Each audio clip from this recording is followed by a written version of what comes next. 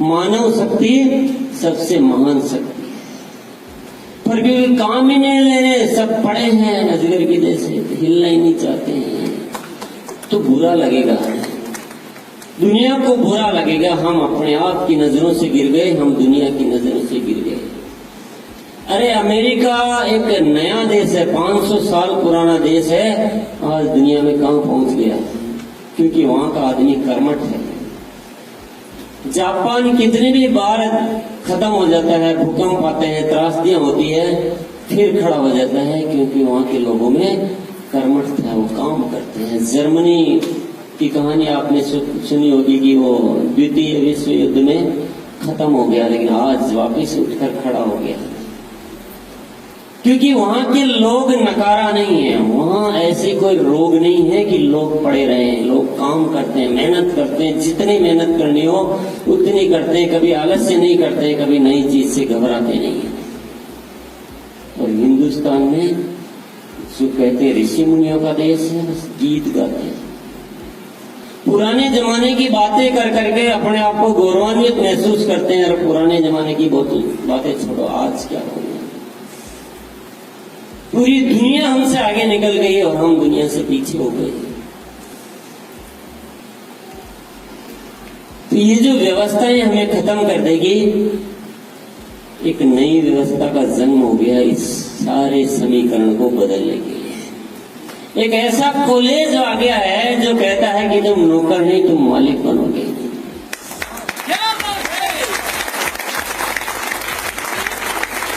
एक ऐसा प्लेटफॉर्म आ गया है कि जहां कहते हैं कि लोग खराब नहीं होते, लोग ज्यादा नहीं है, हमें लोगों की जरूरत है। कितने हैं लाओ, आप तो कितने हैं लाओ, कितने हैं लाओ। हम सबको काम का अवसर देते हैं, हम यहाँ किसी की मदद नहीं करते।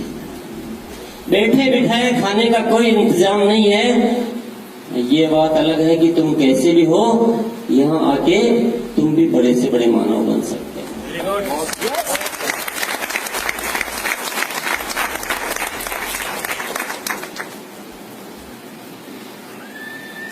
आरसीएम का जन्म हुआ है तो इसीलिए हुआ है कि इस देश से इस रोग को दूर करना चाहता है। हर मानव को पुकार पुकार कर आह्वान किया जाता है कि तुम भी कर सकते हो, भी तुम भी कर सकते हो, भी तुम भी कर सकते हो। तुम पढ़े हो कि न पढ़े हो, कोई चिंता करने की जरूरत नहीं है। तुम गरीब घर में पैदा हुए कि अमीर घर में पैदा हुए, कोई चिंता करने की जरूरत नहीं है। तुम साउथ के हो कि नॉर्थ के हो कि ईस्ट के हो कि वेस्ट के हो कि हिंदू हो कि मुस्लिम हो कि सिख हो कि ईसाई हो, तुम्हारे भगवान ने 4 हाथ पांव सब अच्छे दिए हैं कि थोड़ा कम दिया है। तुम महिला हो कि पुरुष हो, तुम विद्यार्थी हो कि बुजुर्ग हो, सारी चीजों से कुछ फर्क नहीं पड़ता है। तुम आज भी उस काबिल हो कि तुम अपना नहीं बल्कि इस दुनिया का भी पेट भर सकते हो।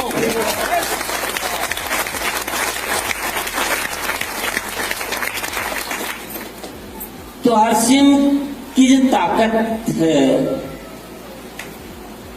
वो बहुत बड़ी अपॉर्चुनिटी है। ये कोई छोटी मोटी घटना नहीं है, ये छोटा मोटा कार्य नहीं है। और आपको मैं अच्छी तरह से बता देना चाहता हूं, ये जो हमारा भारत देश है, ये हमारी जो भारत माँ है, इसके प्रति हमारी जो जवाबदारी है उसे हमें ही पूरा करना है। आज कुछ ऐसी व्यवस्थाओं ने जन्म ले लिया है कि कितनी भी अच्छी सरकार आए, कितना भी अच्छा प्रधानमंत्री आए, व्यवस्थाएं कुछ ऐसी हो गई है कि वो इस देश का कुछ कर ही नहीं पा रहे हैं। इतने रोग पाल लिए गए हैं, ऐसे सिस्टम खड़े कर दिए गए हैं कि वो चाहकर भी कुछ नहीं कर सकते हैं। अगर इस देश को अच्छा बनाना है, इस देश को उन्नति के शिखर पर पहुंचाना है, तो इस देश के नागरिक ही इस देश को उन्नति के शिखर पर पहुंचा सकते हैं। और इस देश को उन्नति के शिखर पर पहुंचाने के लिए आरसीएम जैसी किसी मजबूत व्यवस्था की सख्त आवश्यकता है। ये कोई मामूली चीज नहीं है। इसीलिए आरसीएम में जो भी काम किए जाते हैं, जो भी प्लानिंग की जाती है, जो भी योजनाएं बनाई जाती है, वो बहुत मजबूत स्तंभ पर आधारित होती है। वो टेम्परेरी सोच पे नहीं होती है, वो प्रलोभनों पर आधारित नहीं होती है, 4 आदमियों को, मतलब 400 आदमियों को पैसा हड़प कर 4 आदमियों की जेब में देने का कोई रणनीति नहीं बनाई जाती है। यहाँ तो हर बच्चे का विकास कैसे हो सकता है, उस सोच से सारी तैयारियां की जाती है। कईयों को पसंद नहीं आता है आरसीएम, बोले हमें तो तत्काल चाहिए, हमें येन केन प्रकार उससे कोई लेना देना नहीं है, हमें तो इमीडिएट चाहिए। हजारों लोगों का खून होता है तो होने दो, बस हमें हमारी जेब से मतलब है। कितने लोग समझाते हैं, कितने लोग आते हैं, लेकिन अपने को समझ में नहीं आता है। अपना फंडा बहुत क्लियर है। आप लोगों में ताकत हो तो चला लेना, नहीं ताकत हो तो मत चलाना। आरसीएम का तय है कि ये एक मजबूत आधारशिला के आधार पर खड़ा होगा। सही सोच, शुद्ध ईमानदारी और जन जन को उसके हक का पूरी तरह से मिले। अच्छे प्रोडक्ट हो, क्वालिटी प्रोडक्ट हो, रेट रीजनेबल हो, रीजनेबल प्लान हो, ग्राहक को भी फायदा हो और इसमें आने वालों को भी एक उचित तरह का ही लाभ मिले। अनावश्यक लाभ किसी को नहीं मिल सकता है। ये इस तरह की रणनीति पे ही बनेगा। मैं जितना दम है, जितना जीऊंगा, मैं उसी रणनीति पे काम करता रहूंगा।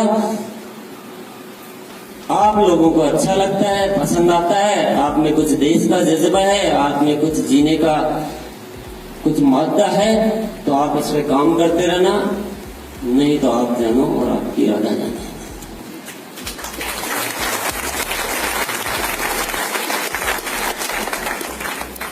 लोग देश की बातें करते हैं, 15 अगस्त आता है, 26 जनवरी आता है, गणतंत्र दिवस, गीत गाएंगे, झंडा फहराएंगे। अरे झंडा फहराते जरा अपनी जिम्मेदारी का भी तो याद करो।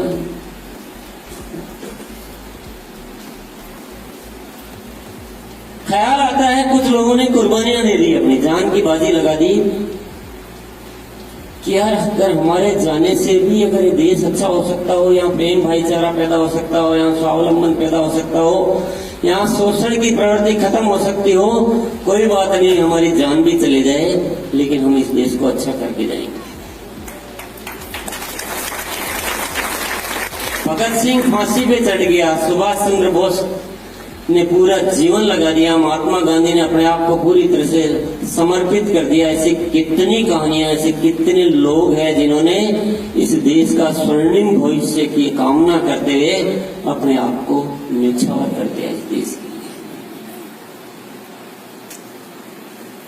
अगर उनको पता होता कि हमारे जाने के बाद तो इस देश की दुर्दशा बढ़ने वाली है, कोई पागल अपनी जान की बाजी नहीं लगाता।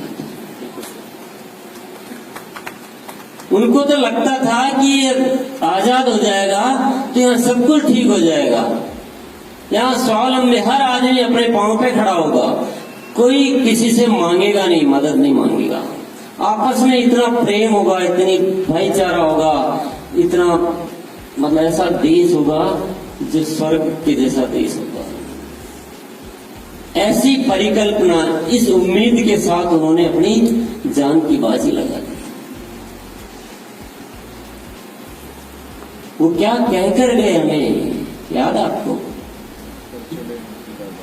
कर चले हम फिदा जानो तन साथियों, अब तुम्हारे